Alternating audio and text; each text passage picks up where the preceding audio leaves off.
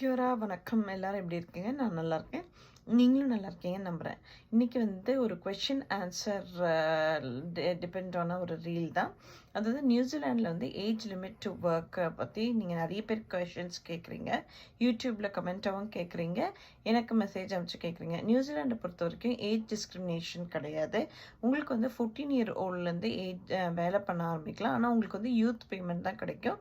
16 year ஓல்ட்லேருந்து proper எம்ப்ளாய்மெண்ட்டை நீங்கள் எடுக்கலாம். உங்களோட ஸ்கில்ஸ், எஜுகேஷன், எக்ஸ்பீரியன்ஸ்க்கு ஏற்ற மாதிரி உங்களுக்கு மீடியன் வேஜஸோ இல்லை ஸ்டார்டிங் வேஜஸ் எப்படியோ அதுக்கேற்ற மாதிரி பேசிக் வேஜஸோ உங்களுக்கு கிடைக்கும்.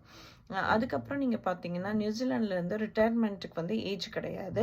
உங்களுக்கான சூப்பர் ஆனிவேஷன் ஒரு ஏஜ் உண்டு. 65 இயர் ஓல்ட்லேருந்து சூப்பர் ஆனிவேஷன் கிடைக்கும்.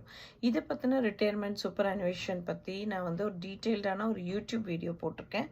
கண்டிப்பாக வந்து மம்மாவி கிவி தமிழச்சி யூடியூப் சேனலில் போய் பாருங்கள். உங்களுக்கு என்னெல்லாம் பெனிஃபிட்ஸ் இருக்குது, ரிட்டையர்மெண்ட் பெனிஃபிட்ஸ், அதுக்கப்புறம் என்னெல்லாம் வேலை பண்ணலாம், அதை பற்றிலாம் பேசியிருக்கேன்.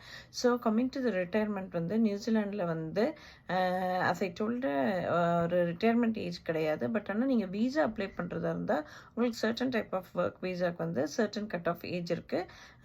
Maximum I think 55 year old வரைக்கும் இருக்குது. நீங்கள் கண்டிப்பாக இமிக்ரேஷன் நியூசிலாண்ட் வெப்சைட்டை போய் பாருங்கள் வீசா அப்ளை பண்ணுறவங்க. அதுக்கப்புறம் நீங்கள் பார்த்தீங்கன்னா டிஃப்ரெண்ட் ப்ரொஃபஷனுக்கு வந்து டிஃப்ரெண்ட் ஏஜ் லிமிட்ஸ் இருக்குது. ஜட்ஜாக ஒர்க் பண்ணிங்கன்னா சுப்ரீம் கோர்ட் ஆக்ட் 2016 பிரகாரம் வந்து கண்டிப்பாக வந்து 17 இயர் ஓல்டுக்கு அப்புறம் வந்து நீங்கள் வந்து ஃபுல் டைமாக ஒர்க் பண்ண முடியாது. வேற ஆக்டிங் ஜட்ஜாக நீங்கள் வந்து 75 இயர் ஓல்டு வரைக்கும் ஒர்க் பண்ணலாம். அதே மாதிரி தான் pilots New Zealand civil aviation authority வந்து கட் ஆஃப் பண்ணுற ஏஜ் வந்து 70. அதுக்கப்புறம் ஒவ்வொரு வருஷமும் உங்களுக்கு மெடிக்கல், அதுக்கப்புறம் வந்து pilot license renewal with practical training பண்ணணும். அதே மாதிரி ஃபயர் ஃபைட்டர்ஸ்க்கு பார்த்தீங்கன்னா நோ ஏஜ் லிமிட்ஸ், அவங்க ஃபிட்டாக இருக்கணும்.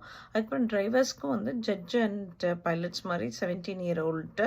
அதுக்கப்புறம் பார்த்தீங்கன்னா நர்சஸ் அண்ட் டாக்டர்ஸ் பார்த்தீங்கன்னா ஏஜ் லிமிட் கிடையாது. நர்சிங் கவுன்சில் ஆஃப் நியூசிலாண்ட் வந்து எந்த ஏஜும் செட் பண்ணல. பட் ஆனால் நீங்கள் ஃபிட் டு ப்ராக்டிஸாக இருக்கணும். அதுக்கப்புறம் ஒவ்வொரு வருஷமும் ஆனுவல் ப்ராக்டிஸிங் சர்டிஃபிகேட் ரெனியூ பண்ணியிருக்கணும். டீச்சர்ஸ்க்கும் அப்படி தான். டீச்சிங் கவுன்சில் ஆஃப் நியூசிலாண்டும் வந்து எந்த ஏஜ் லிமிட்டும் செட் பண்ணல. இதே மாதிரி இன்ஃபர்மேட்டிவ் வீடியோஸ்க்கு கண்டிப்பாக மம்மாவி கிவி தமிழச்சி யூடியூப் சேனல்லையும் இருக்குது அண்ட் ஆல்சோ இன்ஸ்டாலையும் நான் போஸ்ட் பண்ணுறேன். So lots of love. உங்களுக்கு இதே மாதிரி கொஷின்ஸ் இருந்ததுன்னா கேளுங்க. நான் பதில் வந்து கமெண்ட்டில் போடுறேன். அப்படி இல்லைன்னா கண்டிப்பாக நான் வந்து உங்களுக்கு ஒரு வீடியோவாகவே செய்கிறேன். Lots of love. Stay safe everyone and bye for now.